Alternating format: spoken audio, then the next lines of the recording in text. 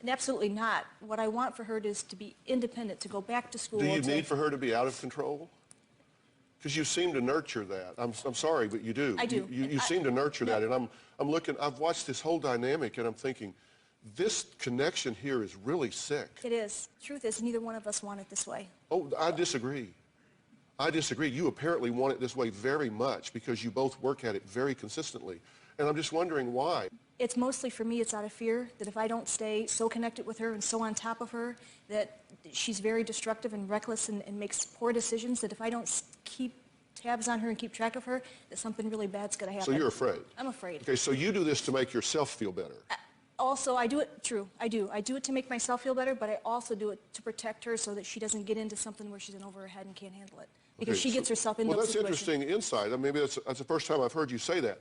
So you're actually doing what you do, and it's beyond enabling her, you're sabotaging her, but you're actually doing that because it makes you feel better. That is you one don't of the even have an reasons. illusion of it making her better. You're doing it because it makes you feel better. That's very selfish, actually. Could Mom be enabling this behavior and actually be part of the problem is obviously the big question. Take a look at this tape and we'll talk about it. Katie has become one of my 24/7 priorities. Your homework done? Kim has put on herself to help Caitlin run her life. When Katie's melting down, I'm always the one that has to calm Katie down. I'll call my mom, begging her to help me, come get me. I'm always used to my mom being there, always taking care of me. I call and check on Katie constantly. She can be very irrational. I'm an adult. I can go to school without her calling me 500 times. If I don't check on Caitlin, I tend to worry a lot that something may be going wrong that I could prevent. If Katie's having a bad day, I want Ross just to back off and leave her alone. I want to handle it in a more heavy-handed manner. She definitely lets Caitlin slide. When my dad gets involved, it gets way worse. I enable Katie. It's easier to give in to Katie than deal with the drama. She caters to me a lot. I never really have to be responsible. Enabling Katie does not help anything. It makes it worse.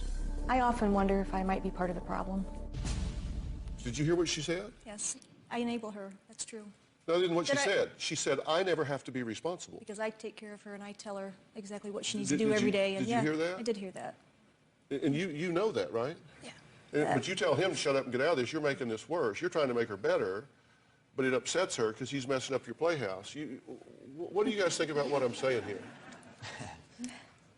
Well, obviously, I agree with what you're saying. I mean, that has been my position all along. But you're the stepfather here. True.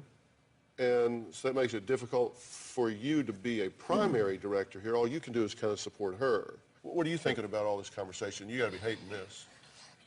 I just feel bad because, like, it just seems like, you know, my parents are blamed for everything, and I should be the one to stand up and be like, hey, I don't need you to do this for me anymore. You know, I'm 22 years old. I can, you know, clean my room. I can, you know, I can get myself up in the morning. I don't, you know, need you. I don't need my parents to help me at 22 years old. But if they don't, I don't get up early. I don't have my room clean. And it's hard because you're stuck in the middle of it between wanting to and knowing that you don't have to. You want to, but you know you don't have to. But where do you come down on the question as to whether you can or not? I mean, of course, necessity is the mother of invention. You never really had to, so you really don't know yet. Yeah. Okay, well, let's take a break. Caitlin's stepsister, like saying, is planning a big wedding in a few months. She worries that Caitlin could disrupt what's supposed to be the happiest day of her life. We'll be right back.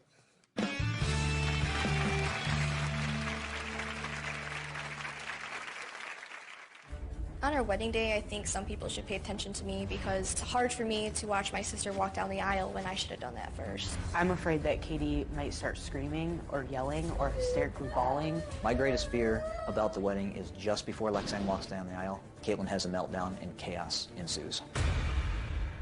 And later... My OCD fear is contamination. 1, 2, 3. I question if her OCD germ phobia is really true. Every time I do this, I think I can't do this anymore. I am currently planning my wedding. One of the biggest concerns about my wedding is Katie. She asked me the other day if I would be a bridesmaid. My concern is that she'll have a meltdown or she'll try to make herself the center of attention. I understand it's her special day, but I don't understand